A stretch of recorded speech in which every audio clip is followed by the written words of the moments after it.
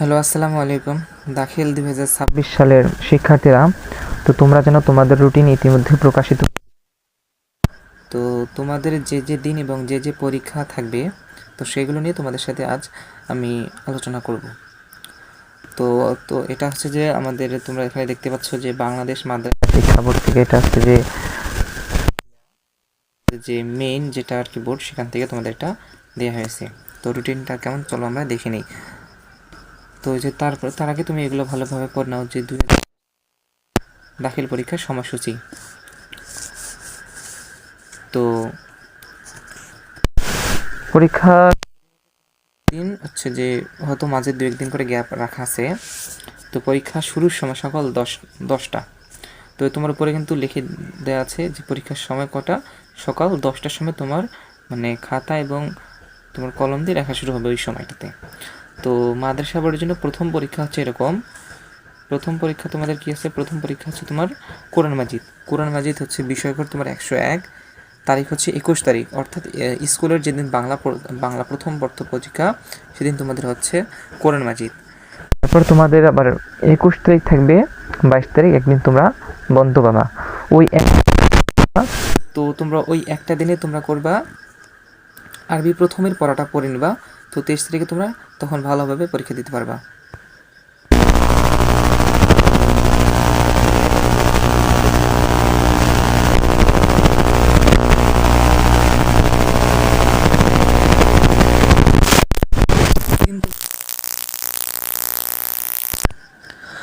তো তারপরে তোমাদের হচ্ছে আবার 27 তারিখ অফ থাকবে। তো তোমরা 27 তারিখে আরবি দ্বিতীয় পত্রের পরীক্ষা পড়ার প্রশ্নটা তোমরা পড়ে নেবা। 28 তারিখ তোমাদের থাকবে আরবি দ্বিতীয় পরীক্ষা। তো আরবি দ্বিতীয়র পরে তোমরা এখানে তারিখ দেখতে পাচ্ছ যে 28 তারিখ আর 29 তারিখ গ্যাপ আছে, 30 তারিখ আবার পরীক্ষা আছে। তো 30 তারিখ পরীক্ষা আছে তোমাদের বাংলা প্রথম পত্র। তোমরা এটা অনেক ভালোভাবে পড়ে নিতে পারবা। অ্যান্ড বাংলা দ্বিতীয় পত্রে যদি তোমরা একটু ভয় করো যে বাংলা দ্বিতীয় পত্র রচনা MCQ খুব সমস্যা, তো এটার জন্য আমাদের একটা হোয়াটসঅ্যাপ গ্রুপ আছে। তো তুমি সেখানে যুক্ত হলেই ফ্রিতে সব কিছু তোমরা ফ্রিতেই আমাদের ওখান থেকে ফ্রি সাজেশন পেয়ে যাবা। এমনকি ফ্রি PDF সাজেশনও তোমরা এমনিতেই পেয়ে যাবা। তো আমি ডিসক্রিপশন বক্সে হোয়াটসঅ্যাপের লিঙ্কটা দিয়ে দেবো, তোমরা সেখানে জয়েন হও, সমস্যা নেই। তো তারপরে দেখো তোমাদের হচ্ছে 3 তারিখে, তোমার 1 তারিখ নাই, 2 তারিখ নাই, একদম 3 তারিখে তোমার হচ্ছে বাংলা দ্বিতীয় পরীক্ষা। তুমি এখানে গ্যাপ পাচ্ছ কয়েকটা দিন গ্যাপ পাচ্ছ। তোমার মনে করো হচ্ছে 3 দিন তুমি গ্যাপ পাচ্ছ। তো 3 দিনে তো ভাইয়া ব্যাপার, এটা কোনো শেষ করা ব্যাপার হলো? কোনো ব্যাপারই না। তো তারপর ইংরেজি প্রথম পত্র 2 দিন গ্যাপ পাচ্ছ, ইংরেজি দ্বিতীয় পত্রের জন্য 1 দিন তুমি গ্যাপ পাচ্ছ। তারপর হাদিস শরীফের জন্য তুমি আবার গ্যাপ পাচ্ছ 3 দিন তুমি গ্যাপ পাচ্ছ হাদিস শরীফের জন্য। এটা কোনো সাবজেক্ট হলো? তো এটা অল্প সাবজেক্টে তোমার বেশি গ্যাপ দিয়ে দিয়েছে হচ্ছে। আচ্ছা, ওকে।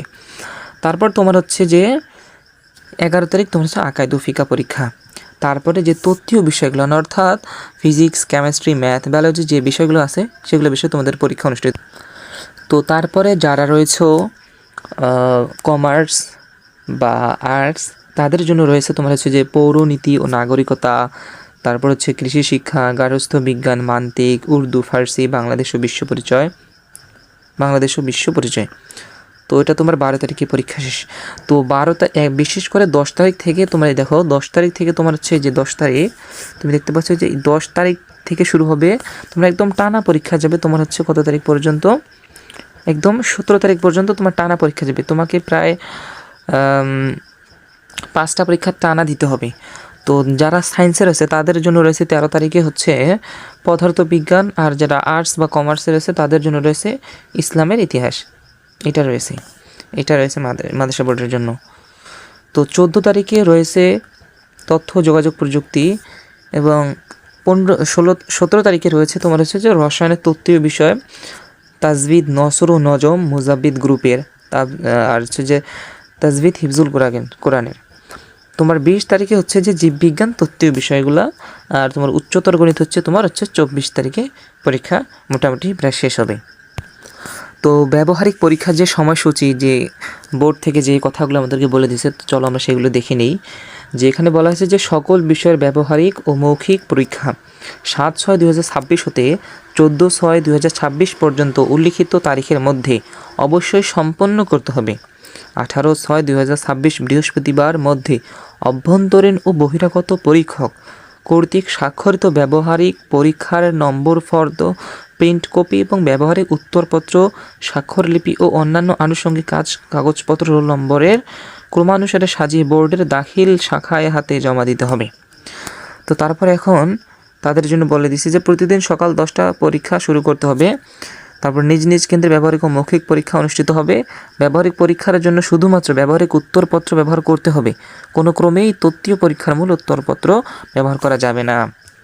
তো এবার আমাদের পরীক্ষার যে নির্দেশনাবলী থাকে, যে নির্দেশনাগুলো আমাদেরকে মেনটেন করে যেতে হয়, তো এবার সেইগুলো নির্দেশনাগুলো দেখো তারা কি নির্দেশনাগুলো দিয়ে দিচ্ছে আমাদের। তো নির্দেশনা 1 নম্বর দিয়ে দিছে যে পরীক্ষা শুরুর 30 মিনিট পূর্বে অবশ্যই শিক্ষার্থীদেরকে পরীক্ষা কক্ষে আসন গ্রহণ করতে হবে। অর্থাৎ তোমাদের পরীক্ষা শুরু হবে 10টায়। তো তোমার যদি বাসা দূর হয় একটু, তাহলে তুমি 9টার সময় বের হবা, যাতে তুমি 9:30টার আগে তুমি তোমার ওই পরীক্ষার হলে যাতে তুমি পৌঁছাতে পারো। তো 9:30টার সময় যদি তুমি পৌঁছাতে পারো, তখন কিন্তু তো এই কথার সাথে ওটা মিল থাকবে, নাহলে কিন্তু অত পরে হয়তো অন্য কিছু হতে পারে। তো দ্বিতীয় কথাটা আছে যে প্রশ্নপত্রে উল্লেখিত সময় অনুযায়ী পরীক্ষা গ্রহণ করতে হবে। প্রশ্নপত্র তোমার 10টা বা যেটা সময় থাকুক সেই সময় অনুযায়ী তোমাকে পরীক্ষা দিতে হবে। তো 3 নম্বরে তার নির্দেশনাতে দিয়ে দিচ্ছে যে প্রথমে বহু নির্বাচনী ও পরে সৃজনশীল রচনামূলক তত্ত্বীয় পরীক্ষা অনুষ্ঠিত হবে এবং উভয় পরীক্ষার মধ্যে কোনো বিরতি থাকবে না। তো হয়তো তোমরা ভাবছিলা যে আমাদের প্রথমে হয়তো বহু নির্বাচনী হবে 25 মিনিট বা 30 মিনিট, আমরা একটু বের হবো 5 মিনিট একটু বাইরে থেকে একটু আসবো, এসে তারপর আবার তত্ত্বীয় বা সৃজনশীল দেবো। এটা কিন্তু হবে না। এটা কিন্তু পুরো একদম তোমাদের 10টা থেকে টানা 1টা পর্যন্ত 3 ঘন্টা তোমাদেরকে পরীক্ষা দিতে হবে। কিন্তু হ্যাঁ, যদি তোমার পরীক্ষা এর মধ্যে তুমি শেষ করতে পারো তাহলে তো তোমরা ভালো, তুমি তখনই বের আসতে পারবা। তো 4 নম্বর দেওয়া আছে যে পরীক্ষার্থীদেরকে তাদের প্রবেশপত্র নিজ নিজ প্রতিষ্ঠান প্রধানের নিকট হতে পরীক্ষার আরম্ভের কমপক্ষে 3 দিন পূর্বে সংগ্রহ করতে হবে। এটা কোনো বিষয় না, তুমি চাইলে পরীক্ষার 1 দিন আগে সংগ্রহ করতে পারো, এটা কোনো সমস্যা নেই। তো 5 নম্বরে তো দেখো শারীরিক শিক্ষা, স্বাস্থ্যবিজ্ঞান, খেলাধুলা এবং ক্যারিয়ার শিক্ষা বিষয় দুটির NCTB এর নির্দেশনা অনুসারে ধারাবাহিক মূল্যায়নের মাধ্যমে প্রাপ্ত নম্বর শিক্ষা প্রতিষ্ঠানসমূহ পরীক্ষা চলাকালে সংশ্লিষ্ট কেন্দ্রকে সরবরাহ করবে। সংশ্লিষ্ট কেন্দ্র সচিব ব্যবহারিক পরীক্ষার নম্বরের সাথে ধারাবাহিক মূল্যায়নে প্রাপ্ত নম্বর বোর্ডের ওয়েবসাইটে অনলাইনে প্রেরণ করবে। এটা ধরো তোমাদের শিক্ষকরা আর কি এটা কর্তব্য আর কি, যাই হোক। তো 6 নাম্বার যেটা আমি বলবো, এটা তোমাদের জন্য খুব ভেরি ভেরি ইম্পর্টেন্ট, তোমরা ভালো করে শুনবা। সেটা হচ্ছে পরীক্ষার্থীগণ তাদের নিজ নিজ উত্তরপত্রের OMR form, roll number, registration number, বিষয়কোড ইত্যাদি যথাযথভাবে লিখে বৃত্ত ভরাট করবে। কোনো অবস্থাতে উত্তরপত্র ভাঁজ করা যাবে না। তো এখন তোমাদের মনে প্রশ্ন আসতে পারে, ভাই ওয়েমার কি? তো ওয়েমার হচ্ছে যে তোমার এরকম একটা কাগজ থাকবে, তোমরা হয়তো দেখবা যে তোমাদের টেস্ট পরীক্ষা বা ষান্মাসিক বা অর্ধবার্ষিক পরীক্ষা দেখবা তোমাদের MCQ দেওয়ার জন্য, দাগানোর জন্য এটা লাল কাগজের মতো দেওয়া হয়, যেখানে ক খ গ ঘ অপশন থাকে।